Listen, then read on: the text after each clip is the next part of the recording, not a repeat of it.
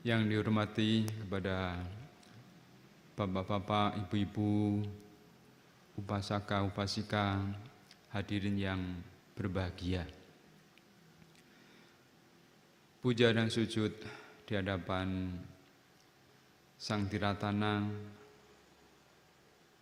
Tuhan Yang Maha Esa, yang senantiasa melimpahkan berkahnya kepada kita semua, sehingga pada saat ini kita bersama-sama dapat melakukan puja bakti, dan kita semua diberkahi dengan kesehatan, kekuatan, dan juga kebahagiaan. Bapak Ibu dan sekalian, keberkahan tak terhingga bagi kita semua dapat melakukan rangkaian kegiatan yang sudah tentu itu semua adalah sarana-sarana kita menyelami kehidupan itu sendiri. Kehidupan sebuah perjalanan yang panjang. Kehidupan adalah sebuah proses. Kehidupan adalah berkesinambungan. Di saat kita memahami bahwa kehidupan itu sebuah proses yang panjang, dan inilah yang sungguhnya tidak bisa kita elakkan, sehingga kita harus mempunyai upaya-upaya agar perjalanannya itu menuju yang terbaik. Seringkali diberikan perumpamaan bahwa kehidupan ini dinyatakan seperti samudra. Kita semua tahu bahwa samudra, lautan, tidak akan pernah diam. Ada kalanya ombak kecil, tapi bisa juga terjadi ombak yang besar, bahkan sampai ombak yang besar sekali, sampai bisa tsunami. Itulah yang ada dalam samudra raya, yang ada dalam lautan. Kemudian hanya mereka-mereka para pelaut-pelaut yang tangguhlah yang akan mampu menyeberang dan sampai di tepi seberang sana, di pantai yang diharapkan diinginkan sebagai tujuannya. Itulah maka di beberapa sutta ya, Guru Buddha menyampaikan hanya sedikit makhluk-makhluk di dunia ini yang dapat menyeberangi pantai ya, dengan selamat ya, sampai di tepi pantai sana. Sebagian besar ya, bahkan nyatakan sebagian besar hilir mudik ya masih di tepi sini. Ya memang kalau kita gambarkan lautan, kita mungkin yang tidak pandai, tidak tahu cara harus menyeberangi, apalagi hanya menggunakan rakit, menggunakan kapal kecil, baru ada ombak sedikit, wah takut, jangan kita berangkat, ada ombak. Lalu nunggu supaya lautan itu menjadi reda, baru naik memulai gayuh dengan sampannya, dengan tongkangnya, dengan kapalnya, dengan rakitnya. Ada ombak lagi. Tidak jadi lagi. Nah, itulah dari penggambaran di kehidupan kita ini sedemikian rupa. Ada satu contoh kecil yang sesungguhnya itu adalah yang sering juga dilakukan oleh Bapak-Ibu sekalian. Tujuannya adalah ingin melakukan kebajikan yang begitu luhur, begitu bermanfaat. Contoh kecil ini adalah function. Pasti Bapak sekalian tidak akan asing di saat mendengar function, melepaskan, membebaskan makhluk lain, baik itu mungkin satwa, mungkin binatang.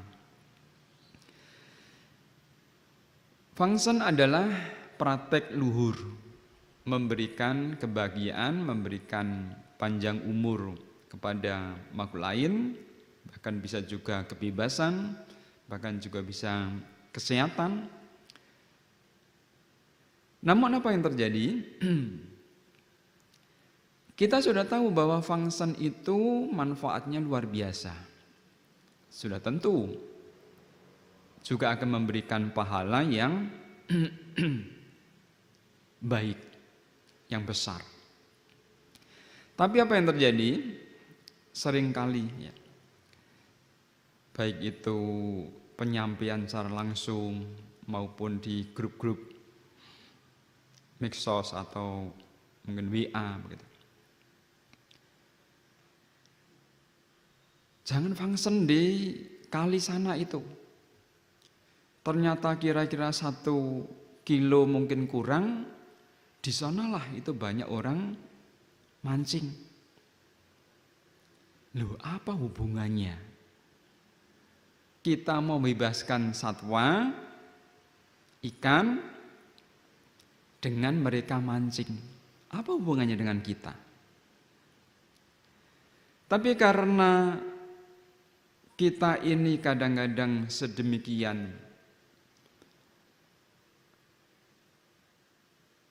ruwetnya dalam diri kita masing-masing, yang tidak ada hubungannya saja bisa-bisa membatalkan apa yang kita akan lakukan, padahal itu praktek luhur. Kita function, kita membuat karma baik. Lah mereka yang katakanlah menangkap, kan perbuatannya mereka, kenapa kita ngurusin perbuatan orang lain? Padahal itu adalah mereka melakukan sendiri, kecuali kita nyuruh. Oh, saya mau function, bahkan rombongan banyak sekali. Lalu silakan kamu ajak teman-teman kamu di sono ya, 1 kilo, bawa pancing atau mungkin jaring dan lainnya. Itu baru, itu pun masih bisa ditelaah kembali. Benarkah ia itu menjadi penyebab bahkan terkait dengan kamanya menangkap satwa-satwa itu? Belum tentu juga. Itu adalah praktek yang luar biasa sebenarnya, tapi kita ini sering dibebani, diributi dengan pikiran kita sendiri. Kan sama persis tadi. Kalau kita tidak jalan, naik kapal, naik perahu, naik rakit itu, kita kan sudah tahu bahwa laut itu tidak akan pernah diam. Yang namanya lautan pasti akan selalu bergolak, akan selalu bergerak. Dan itulah simbol dari hidup. Yang namanya hidup itu artinya bergerak. Di sini juga ada lilin atau mungkin pelita. Kenapa lilin itu bisa hidup? bukan karena ada sumbunya, bukan karena ada minyaknya, bukan hanya karena juga ada mangkoknya. Tapi karena apa? Karena udara. Karena ada udara itulah bisa hidup. Coba pelita itu kalau kita tutup mangkok yang rapat begitu, bisa hidup? Tidak bisa, mati. Hidup itulah bergerak. Karena bergerak itulah kita hidup. Sedangkan segala sesuatu yang bergerak artinya tidak ajak. Artinya tidak ajak. Segala sesuatu yang bergerak pastilah akan mengalami kondisi-kondisi yang berbeda-beda. Itulah sangkara, itulah anicca. Dari sisi ini saja, di saat kita bisa menyelami,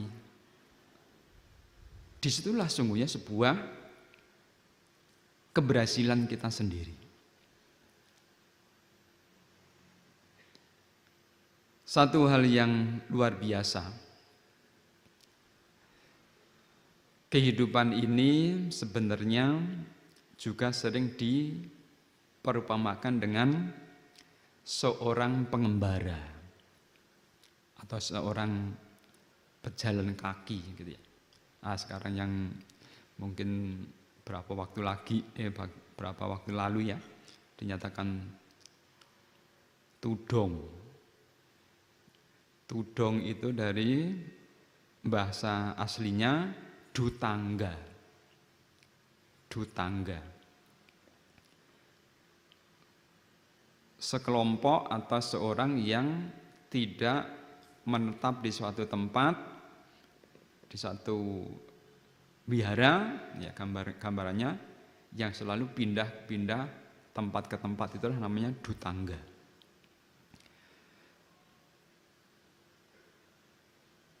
Ia yang melakukan perjalanan jauh. Lalu saya akan gambarkan akan agak sedikit ekstrim. Seperti seorang yang sedang dalam perjalanan panjang jauh melalui tempat daerah yang persis seperti sekarang, sedang panas. Apa yang paling dicari? Bukan makanan. Dalam perjalanan yang sedang dilalui dengan udara yang panas seperti itu, pasti yang akan diinginkan, diharapkan adalah air. Kalau bisa adalah air yang banyak.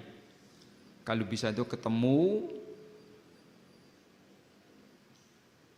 kolam, tidak hanya cukup untuk minum, kalau bisa juga sekalian menyebur, berpanas-panas, beradem-adem, merendam. Lalu kemudian dalam harapan, dalam keinginan, dalam keinginannya untuk memperoleh air itu, terus sambil dalam perjalanannya, di tengah perjalanan itu ada seorang yang tiba-tiba menawarkan minuman air madu. Air madu. 1 gelas, bahkan mungkin 1 botol. Sudah diminum, glek habis.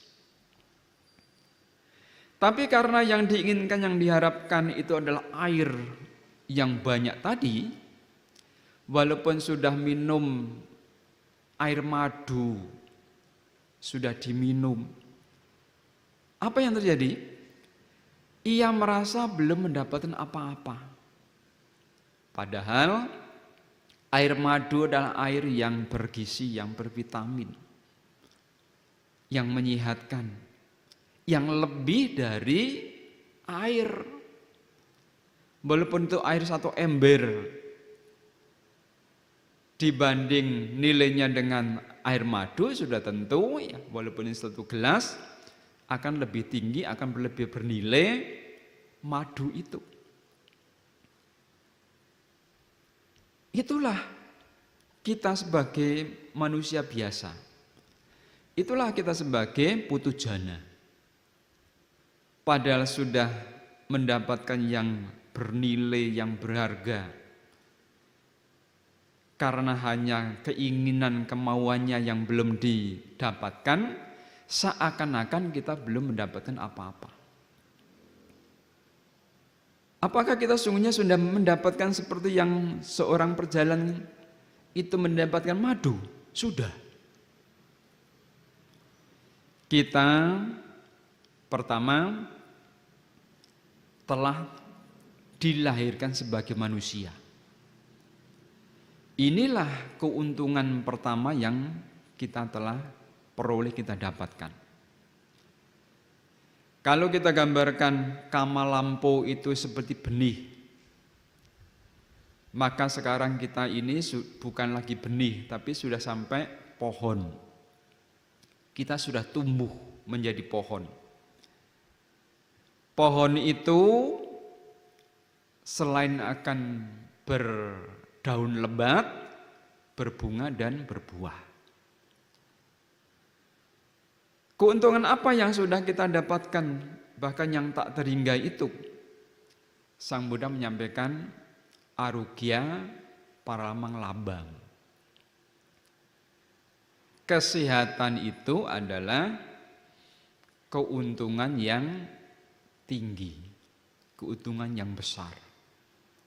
Loh, kita sudah mendapatkan, memperoleh, sudah punya keuntungan itu. Lalu apa yang menjadikan kita merasa belum punya keuntungan? Sesungguhnya karena kita tidak menggunakan. Kita tidak menggunakan keuntungan-keuntungan yang sudah kita dapatkan, kita peroleh, kita punya itu untuk yang lebih baik lagi. Sebuah pohon, di saat pohon itu ada bunga, pohon itu akan menjadi bernilai dikala bunganya itu digunakan untuk menghias. Siapa yang berani mendampingin Sang Buddha? Dalam hal ini adalah Rupang Buddha, bunga. Kita-kita saja sebagai manusia, mana ada yang berani duduk di samping Rupang Sang Buddha misalnya? Tidak berani. Bungalah ternyata yang luar biasa. Nah, kalau kita akhirnya bersikap, oh saya sudah menjadi pohon, harusnya saya juga sudah berbunga.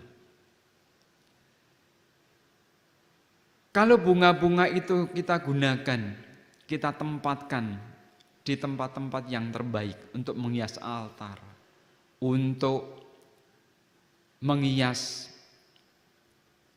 tempat-tempat puja, candi-candi dan lain-lainnya. Itulah yang artinya keberadaan bunga itu menjadi bernilai saat tahu bahwa oh ternyata saya bisa duduk bersandingan dengan Sang Buddha, duduk dengan tempat-tempat puja, relik-relik para Mahathera misalnya, atau bahkan relik Sang Buddha misalnya. Disitulah sungguhnya dalam kondisi yang penuh dengan kebahagiaan-kebahagiaan. Nah, itulah kita sungguhnya telah memiliki keuntungan-keuntungan keberadaan-keberadaan yang seperti itu hanya kadang-kadang kita ini apa? Padahal kita mempunyai bunga yang harum. Tapi kita sering apa? Ndaklah, kan saya ini orang tidak bisa, tidak pandai, tidak cerdas, tidak cakap. Misalnya apa? Diskusi dhamma misalnya. Atau sekedar berkegiatan di wihara, di lingkungan, bahkan juga termasuk mungkin di rumah. Sesungguhnya kita telah dibekali, ya dalam hal ini kita telah mempunyai, memiliki, tapi kita tidak menggunakan untuk yang terbaik. Sehingga kita merasa seakan-akan yang kita miliki itu menjadi tidak bernilai.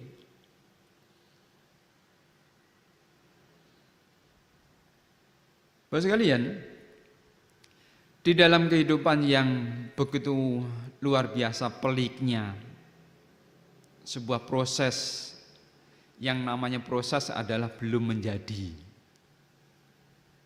Yang namanya perjalanan berarti belum sampai tempat. Sama halnya dengan di saat kita memahami tentang kama. Ini juga penting karena seringkali kita justru terjebak pada pemahaman itu sendiri.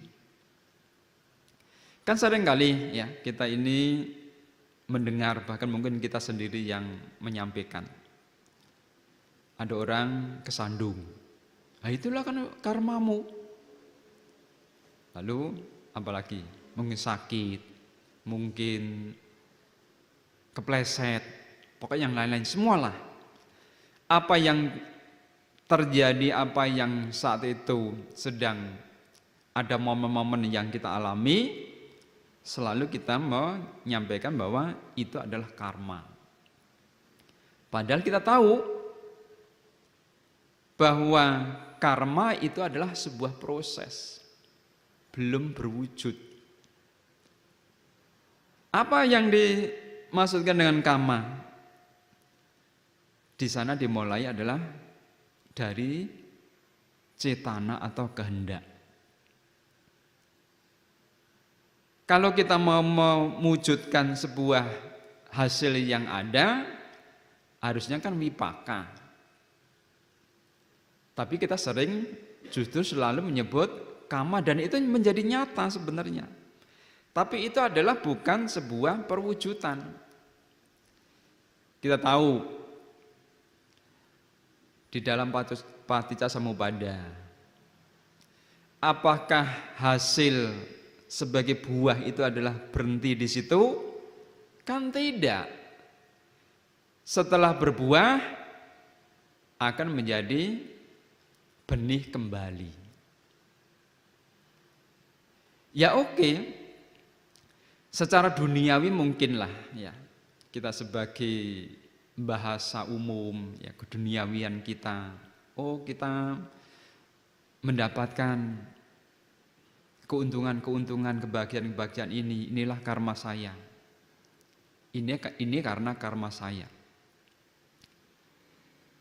Kalau hal-hal yang sedang kita peroleh adalah hal yang menyenangkan, lalu kita nyebut karma, memang seakan-akan tidak ada problem, tidak ada masalah.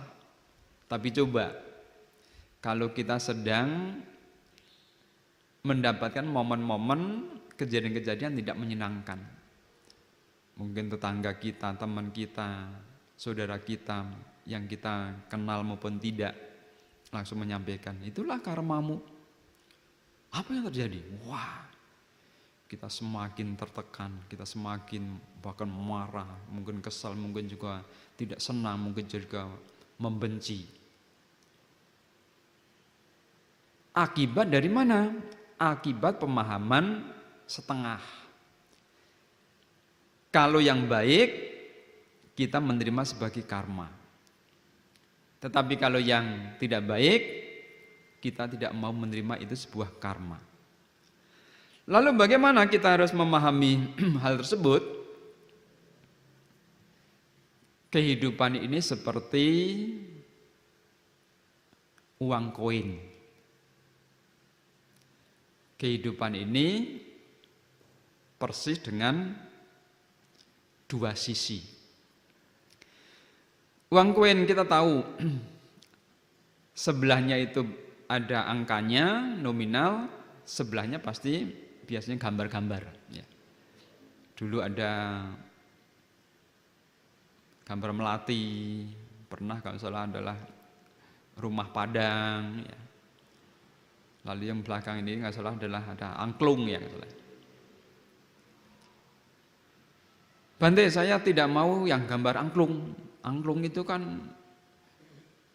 musik tradisional orang tertentu atau etnis tertentu ya. Saya tidak mau tak hapus saja angklungnya. Saya mau nominalnya saja, yang 1.000 atau 500 itu yang angklung. Bagaimana jadinya kalau uang koin yang sebelah dihapus menjadi tidak laku, tidak berguna? Samalah dengan kehidupan ini. Yang kadang-kadang hal itu hal-hal yang simpel-simpel, hal yang sepele-sepele.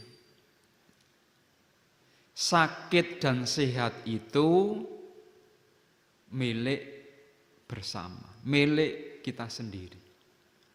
Sakit dan sehat itu persis seperti uang koin tadi. Kalau kita hanya mau sehat saja, berarti membuang sakitnya, menghapus gambarnya tadi, tidak laku. Uang itu menjadi tidak berguna, tidak bernilai. Loh, di mana yang dimaksud dengan sakit dan sehat itu adalah harus kita miliki supaya menjadi hidup itu sendiri.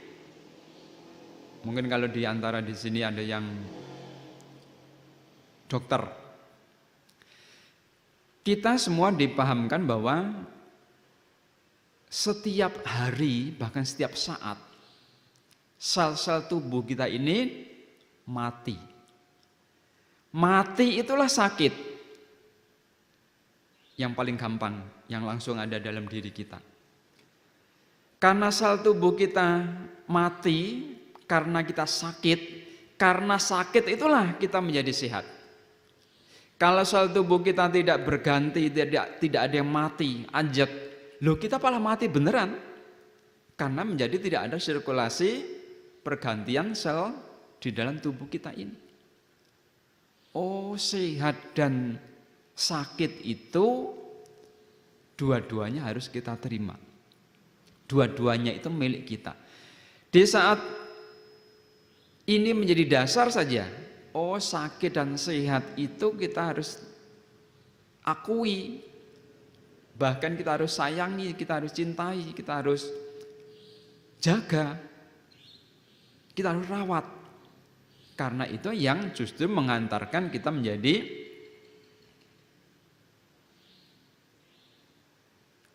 hidup itu sendiri. Itu baru hal-hal yang sepele, yang kecil. Bagaimana di saat nanti dalam namanya perjalanan, pastilah jalan saja itu tidak ada yang lurus. Ada yang belok, ada yang kiri, belok kanan, ada yang rusak, ada yang berlubang, ada yang berlumpur, ada yang nanjak, ada yang turun. Persis itulah kehidupan demikian. Dan semuanya itu satu rangkaian proses perjalanan itu sendiri. Kecuali kita sudah mempunyai kekuatan, ya, artinya terbang, ya, melompat. Oh saya nggak mau melewati jalan yang ini, jalannya rusak. Ya bisa, sekarang kan bisa Bante. Oh saya tidak mau lewat laut, karena lewat laut itu saya mabuk. Bisa dengan kapal terbang. Berarti itu adalah nilai plus. Nilai plus. Kita membincangkan tentang nilai plus. Inilah yang juga sangat diperlukan dalam kehidupan. Kalau kita hanya normal-normal, wajar-wajar, berarti kita lewat darat. Jalan lewat darat. Dengan jalan lewat darat, kalau mau ke Sumatera, ke Kalimantan, mau tidak mau harus lewat laut. Itu normalnya, itu wajarnya. Nah, karena kita tidak mau lewat laut, makanya harus punya nilai plus. Secara pasti adalah tambah biaya. Tambah biaya ini langsungnya nilai plus tadi. Demikian pula dengan kehidupan ini. Hanya akan mampu diselami dengan penuh nilai-nilai dikala kita mempunyai nilai plus. Contoh paling gampang. Dokter-dokter yang mempunyai spesialis. Dia bukan dokter umum saja. Dia dokter umum sudah menjadi hal yang wajarnya, normalnya. Tapi karena dia mempunyai keterampilan, keilmuan yang plus, menjadi spesialis, akhirnya mampu mengobati, bahkan menyelesaikan problem kesehatan itu sendiri. Lah, kira-kira seperti itu. Nilai plus ini sangat diperlukan, dibutuhkan. Bagaimana untuk bisa mendapat nilai plus di dalam kehidupan? Sekarang ini sering muncul begini. Bante, kalau kita belajar dhamma, membaca parita, itu kan bisa sendiri. Apalagi sekarang belajar dhamma itu sangat gampang, sangat mudah. Tipitaka itu sudah dalam satu genggaman. Sehingga dia memakan persis seperti Sang Buddha di saat memberitahukan kepada para biku, pada Ananda. Ananda, dhamma itu yang kuajarkan persis seperti satu genggaman daun ini. Sampai menggambarkan demikian. Tipitaka itu sudah dalam genggaman. Di HP, smartphone, semua aplikasi dhamma ada. Benar. Sangat benar. Kemudahan sekarang belajar dhamma itu sangat luar biasa.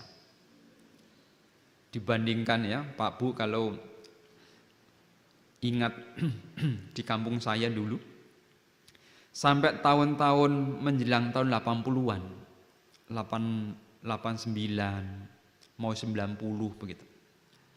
Satu kampung hanya ada satu buku parita, satu Dhammapada dan satu ajaran Sang Buddha. Satu kampung itu. Sehingga kami kalau harus membaca parita, selain menghafal, mencatat. Dan bukunya diberikan oleh ketuanya. Tahun itu tidak gampangnya untuk bagaimana bisa mengerti dhamma yang banyak. Bukunya saja hanya 3, Sang Buddha dan ajarannya, yang kalau salah itu terbitannya dari Bante Narada ya. Kemudian Dhammapada yang kadang-kadang sudah kumel begitu, dan satu buku parita. Zaman itu. Maka kalau sekarang lihat buku, wah, apalagi dengan kecanggihan sekarang ya, aplikasi di smartphone itu sudah tak terhitung. Kemudian untuk belajar dhamma sedemikian luar biasa. Lalu ada satu ungkapan atau pemikiran, kalau begitu kita tidak perlu ke wihara, kita tidak perlu puja bakti bersama, meditasi bersama, belajar dhamma bersama, karena semuanya bisa dilakukan dengan sendiri. Iya, itu bisa. Hanya menjadi tadi wajar dan normal. Tidak ada nilai plusnya. Sedangkan kehidupan ini dibutuhkan nilai plus supaya kita bisa memudahkan untuk menyelesaikan masalah-masalah kehidupan. Loh, nilai plusnya di mana toh kalau kita bersama-sama? Contoh paling gampang. Kalau kita puja bakti bersama ke wihara misalnya. Baru sampai wihara saja pasti akan menjadi ada tindakan yang berbeda. Menyapa orang lain, menegur orang lain, bertemu orang lain. Apalagi sekarang ini sedang cuaca panas. Saya duduknya di belakang. Ini orang sudah mandi atau belum? Kok baunya ke belakang semua? Nah, kira-kira seperti itu kan? Tapi karena yang diinginkan kita harapkan nilai plusnya, akhirnya apa? Oh ya, sabar.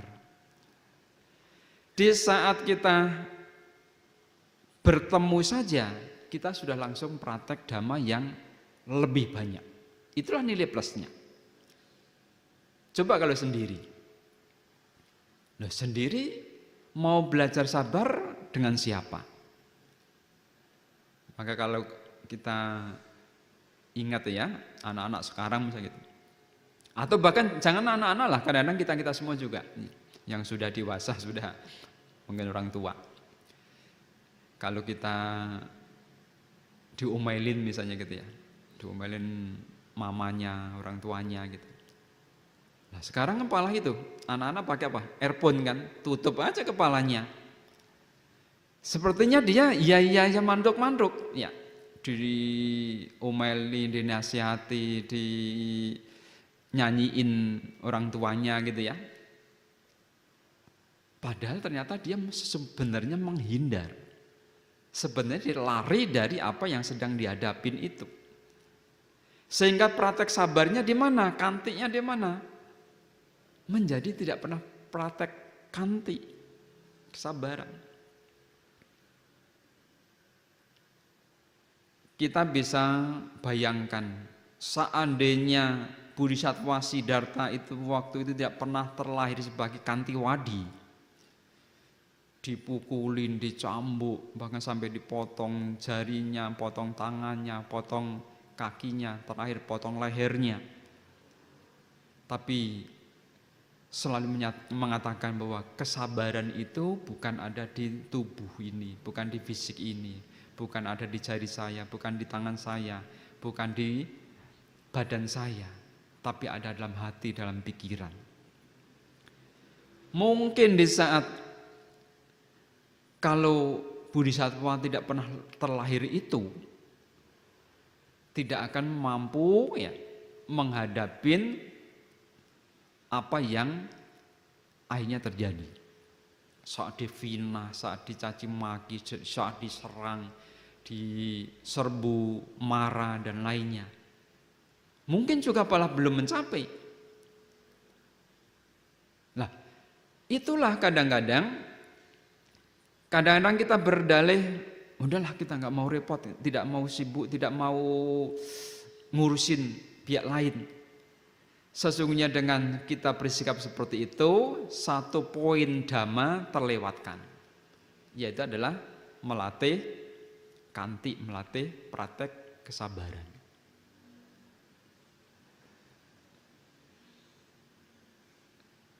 Belum lama itu kita ketemu, kira-kira 4 tahun lalu ya. Anak itu datang, Bante saya sekarang kuliah di sini. Oh iya bagus ya. 3,5 tahun kemudian ketemu lagi, Bante saya sudah selesai, sudah lulus. Saya sekarang kerja di PT ini. Wah, baguslah udah bisa kerja. Belum sebulan datang, wah Bante itu bos saya memang baik, tapi itu teman-teman saya itu cerewetnya, bawelnya luar biasa. Saya nggak betah kerja di sini, kerja di situ. Oh gitu. Lalu saya mau pindah saja, pindah lagi, karena memang anaknya juga Cekatan dan Pandai ya, diterima. Bante, saya sudah diterima di tempat itu, PT yang lain. Wah, di sana teman-teman saya bagus-bagus. Ya, baik. Belum sebulan datang lagi. Wah, ternyata bos saya orangnya itu luar biasa. Saya terus-menerus diomeli, ditekan. Saya tidak tahan. Nah, itulah yang pernah diberikan satu perumpamaan.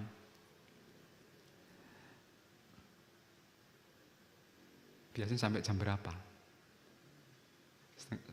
Setengah 9. Oke ya, kita masih sedikit. Ada seekor anjing. Di sini kelihatannya ada ya juga ada dok ya. Di tempat saya ada. Ada seekor anjing yang mulanya begitu sangat senang sekali ya, tinggal di rumah majikannya si A.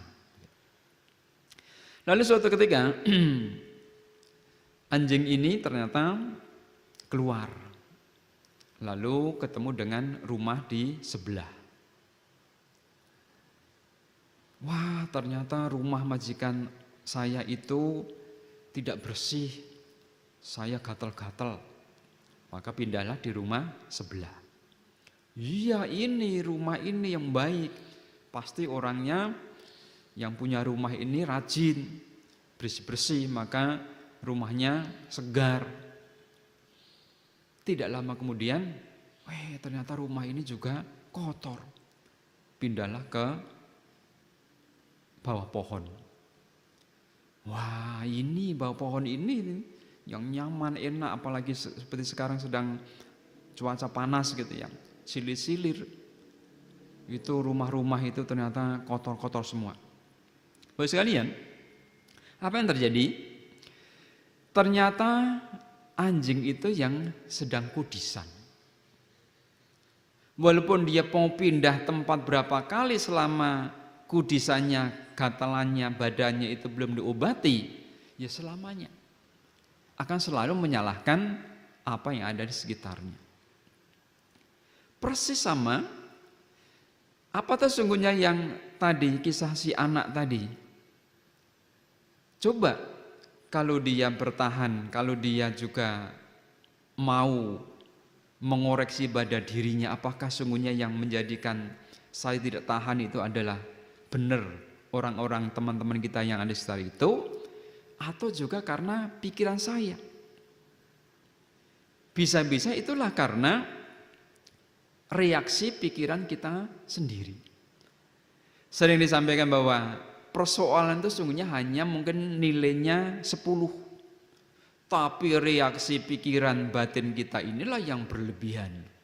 Akhirnya yang sesungguhnya hanya 10 menjadi 50, bahkan mungkin menjadi 100. Gara-gara hanya salah paham, gara-gara hanya salah tegur. Kan hanya hal sepele kan, tapi itu bisa menjadi, wah saya tidak mau ke wihara. Itu tadi saya lihat motornya ada di sana, padahal motor kan banyak. Dikira motornya si A yang tidak kita senangi. Itu sandalnya dia sudah di sana, atau mungkin suaranya itu kedengaran di sana, padahal belum tentu.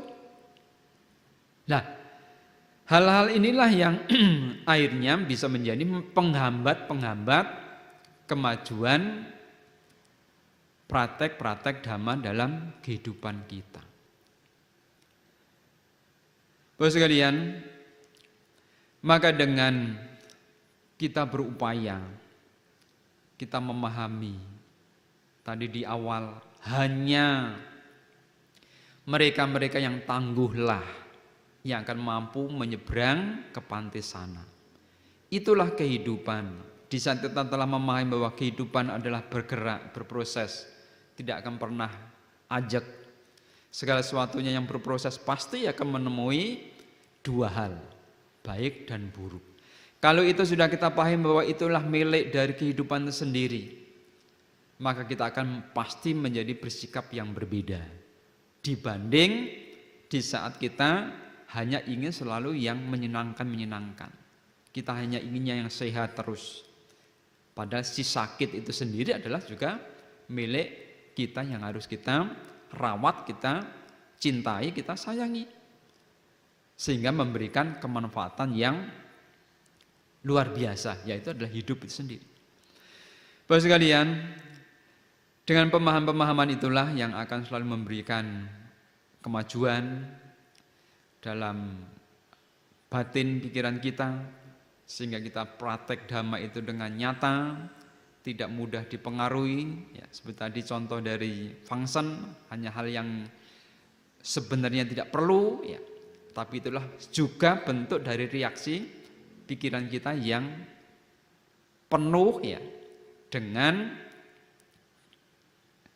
keraguan, kecemasan, ya, bahkan juga penuh dengan ketidakpemahaman. Nah, dengan nilai-nilai itulah yang sungguhnya akan menghantarkan kita selalu maju, sehingga kita memperoleh apa yang kita harapkan, kita inginkan, dan kita semua selalu berbahagia. Tiratana Buddha Dhamma Sangha memberkahi. Sabbe sata bhavantu sukhitata.